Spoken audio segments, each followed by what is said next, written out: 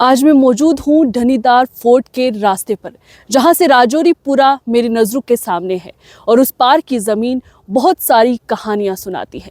राजौरी, जिसे कदीम दौर में राजपुरी यानी कि राजाओं की सरजमीन, लैंड ऑफ किंग्स कहा जाता था, अपनी बुनियाद में बहुत गहरी तहजीबी जड़ें रखता है।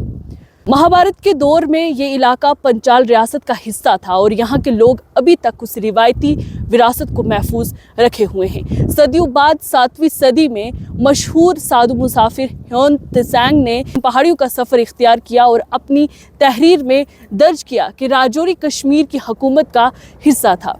वहीं पर वक्त बदलता रहा, हुक्मरान तब्दील होते रहे, मगर राजौरी की रूह हमेशा बागी रही, चाहे वो रियासती दौर हो, मुगल हुकूमत हो या बाद की सियासी तब्दीलियां। यहाँ से आगे ढनीदार फोर्ट है। 19वीं सदी में मियाँ हाथू के दौरे हुकूमत में तामीर किया गया था और ये सरजमीन राजौरी दरहाल, चिंगस, नगरोटा और गिरदोनवा एक ऐसी रियासत थी जहां कभी बादशाहों का दौर था और पुराने मुगल रास्ते पर कारवानों की रवानी हुआ करती थी। लेकिन इस इलाके की तारीख आसान नहीं रही है। बहुत कुछ इस इलाके ने सहा। 1947 में जब ब्रिटिश हिंदुस्तान की तकसीम हुई, राजौरी और पुंछ खून खराबे के मरकज बन गए। पठान कबीले और मुख्तलिफ अनासिर पाकिस्तान से यहाँ आए और राजौरी समेत कई इलाकों पर कब्जा जमाया।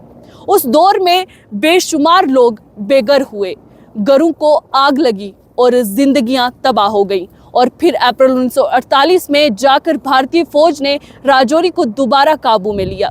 लेकिन उन दिनों के जख्म आज भी लोगों के जहन में ताज़ा महसूस होते हैं।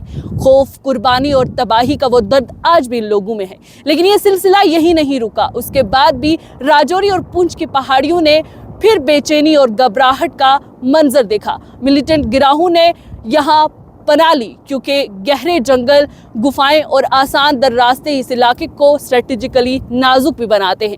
2001 का कोट चरवाल कत्लेआम इस मनाजर का सबसे दर्दनाक हिस्सा था, जहां 15 बकरवाल नफरी को बेदर्दी से कत्ल कर दिया गया था। मगर राजौरी के लोगों ने हिम्मत और सब्र से काम लिया।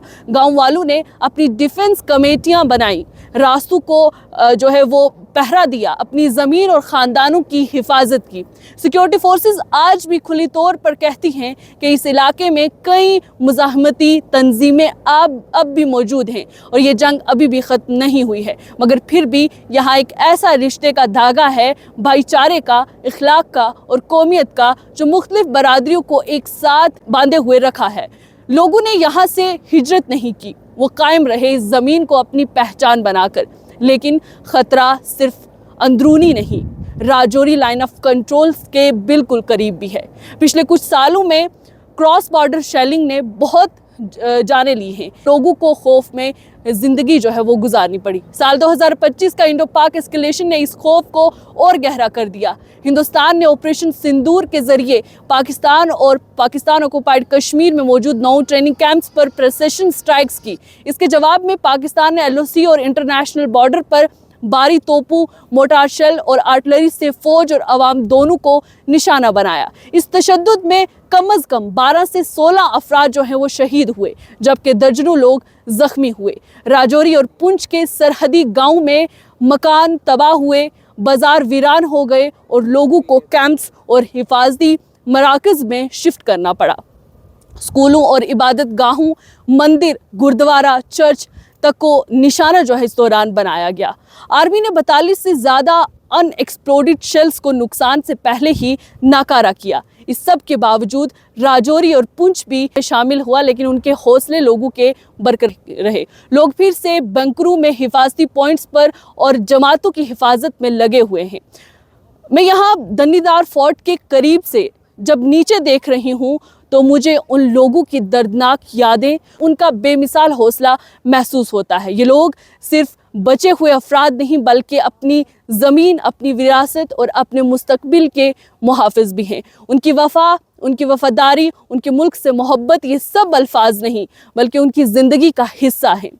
माओं का अपने बच्चों को गोली बारी में छुपाना, जवानों का डिफेंस ग्रुप में शामिल होना, बुजुर्गों का 1947 के किस्से सुनाना, ये सब राजौरी की रूह है। और जब तक ये किला बाकी है, ये मनाज़र बाकी हैं, और जब तक लोग यहाँ खड़े होकर ये मनाज़र देखते रहेंगे, उनका दर्द, उनकी कुर्बानी और उनकी उम्मीद हमेशा जिंदा रहेगी।